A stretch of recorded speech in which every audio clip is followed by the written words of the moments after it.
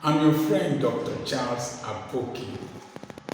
I want to do a video on history maker or storyteller. I wrote it in one of my books, and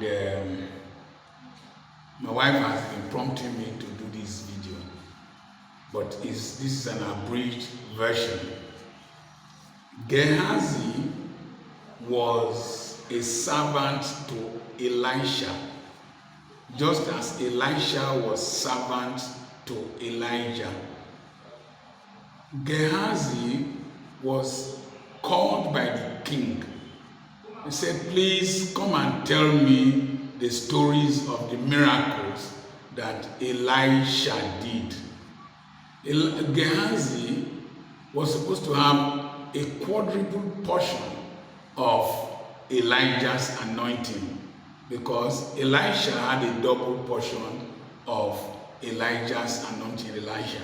So Gehazi was supposed to have 2 times the anointing of Elisha.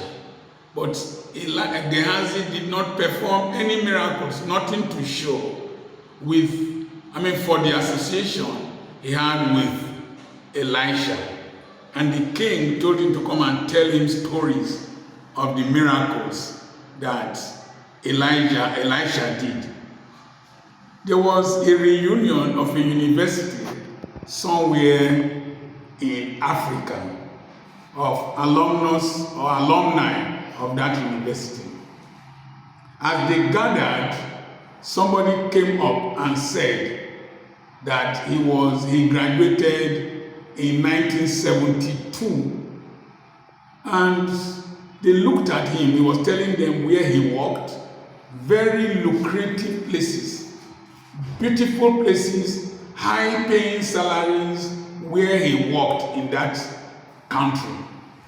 And somebody on the head table whispered to the guest speaker, said, and he has nothing to show for this in him. He looked at him. There was no evidence of having had these opportunities and this exposure. You see, life will ask you questions. Life will ask you questions. My wife used to tell me, don't preach around telling people about how to build businesses, about entrepreneurship, and you have nothing to show. That people will come one day to see all this talk you are talking, the results of the talk you are talking. Life will ask you questions, and the tragedy is that the future is deaf and dumb. When you are giving excuses, the future will not listen to you. Life will ask you questions.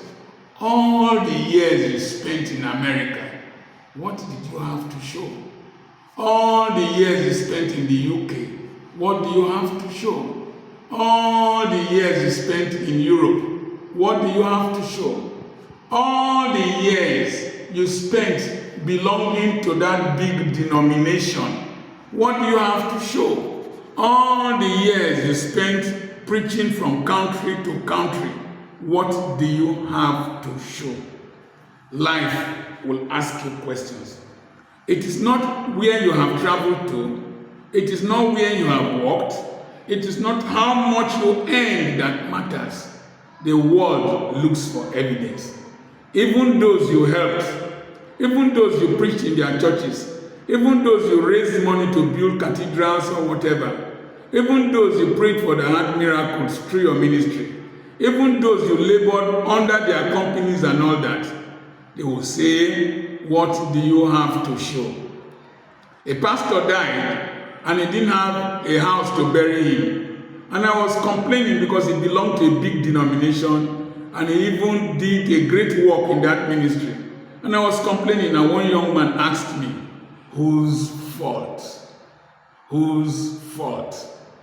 And I learned a bitter lesson that inasmuch as you do great things outside, remember the question that Jacob asked, is it not time for me to do something for my household?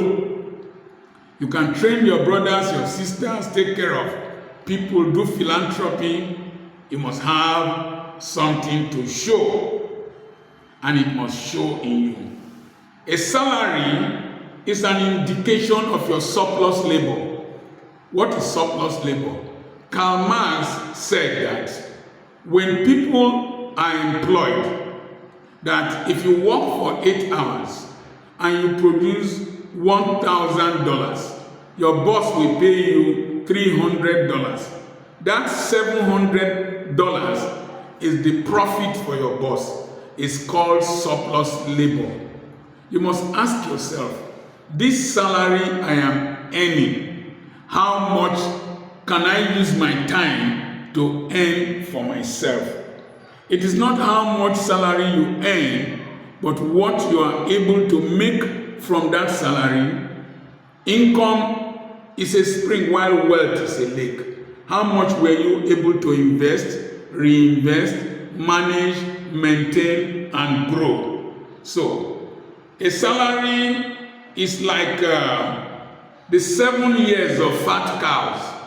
7 years of fat cows. In Egypt, there was 7 years of plenty, and Pharaoh was advised by Joseph, save these 7 years. And Pharaoh was buying grains from the people and saving. But the people were consuming all their grains. After 7 years, by the 2nd year, their grains had finished. They came, sold their animals to Pharaoh, sold their land to Pharaoh, and sold themselves. Because the grains they had, they could not keep reserve. Isaac had grains to sow in the land. When they teach you sow in the land, don't listen to those folks. Isaac sowed in the land because he had reserve. What reserves do you have? What investment do you have?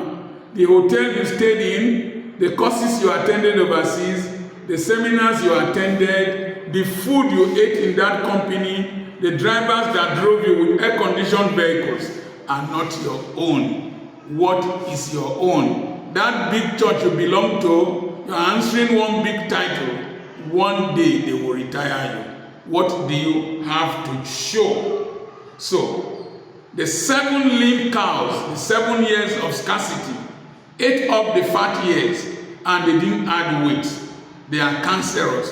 When the 7 years of hardship came, it is as if they never ate before. When you retire, when you leave your work, when you eventually leave that ministry, all the glamour, all the glory, all the protocols will leave you. You'll become a storyteller. When that man introduced himself, that he graduated from that university, 1972, the people called him ancestor. And it was not reflected in his life. This year, 2025, be wise. Be wise. Be futuristic in your thinking, because life will ask you questions. All those churches I preached before now, and all the places I went to run seminars and all that, if I didn't have anything to show, I would have been a disappointment. Faith without hope and substance is stupidity. Don't be stupid. I have a seminar coming up in February. It is tagged Overcoming Frustrations and Stagnations in Business and Life. Send a message to +234 80 21 21 92 62. I have properties for sale. Send to that same number, +234 80 21 21 92 62. I remain Dr. Charles Apoki. A word is enough for the wise. God bless you.